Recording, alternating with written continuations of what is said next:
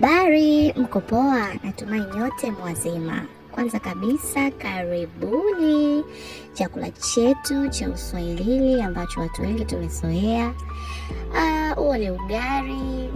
Mboga yetu ni mlenda ambao una mchanganyiko wa nyama, maharage pamoja na mbili. Ni chakula kitamu sana, nakipendaga sana.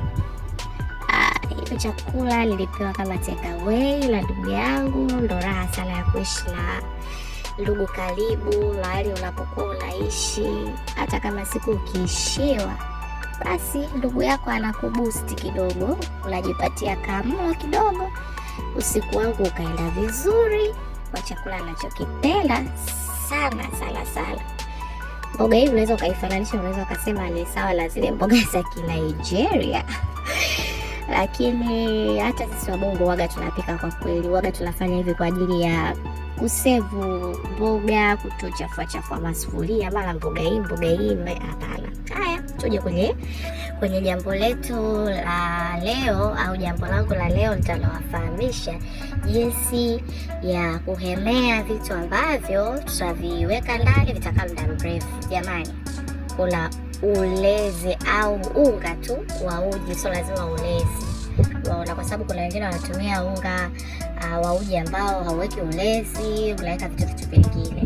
Iko ni kitu kizuri sana ambako kinasaidia kwa sisi wa hali ya chini au wa hali ya kawaida kuweka vitu ndani na kinakaa kwa muda mrefu. Kwa hiyo kinatusaidia kusevu pesa zetu, na inakuwa ni vizuri tu. Asubuhi unachukua unga wako, unatengeneza uji, unakula, unapata virutubisho vingi vizuri, lakini pia unakuwa umeshiba, sio mbaya. Mpaka baadaye mchana unakosha, unajua nini cha kuweka.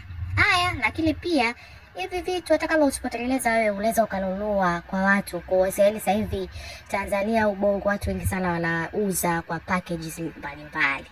Lakini pia katika kuhemea, kama kawaida, watu wengi hata wa hali ya chini na wa hali ya juu wanahemeaga michele. Mchele wenzangu lazima, kipunga, ubwabwa lazima. Kwa hiyo mchele ni lazima kuhemea, kuweka ndani. Na jinsi ya kukaa muda mrefu, watu wengi tunafahamu kwamba unaweka mafuta ya kula, wengine wanaweka karafuu, darasini na kadhalika. Lakini pia kuna maharage pia yanasaidia kukaa ndani muda mrefu. Unaweza pia ukaweka karafuu ili akae kwa muda mrefu. Unakuwa ukinunua ila kusevu pesa yako, unanunua unakaa muda mrefu, unapika hivyo. Na kwa kipindi hiki ambacho cha vuguvugu lilotokea la hapa na pale, siku 2-3, nasaidia kukaa navyo vitu ndani muda mrefu. Lakini kitu kingine ni mahindi au unga wa ugali. Kwa hiyo inawezekana ukawa unga wa ugali wa sembe, dola. Unaweza ukachukua mahindi, ukayaosha, ukayakausha, ukayasaga, ikawa kama dola au sembe. Lakini pia kuna wengine wanapendelea ugali ambao ni wengine uwele, si wengine mtama, wengine wa muhogo, wengine wa ngano. Inategemea tu na wewe mwenyewe unavyotaka, lakini inakaa muda mrefu ikiwa kama unga uliokaushwa.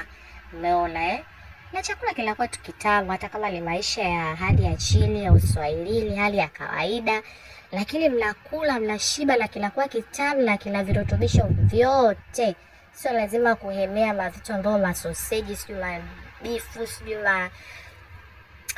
nini, yani mavitu ya kuweka kwenye friji ambao umeme ukakatika, hakuna kitu.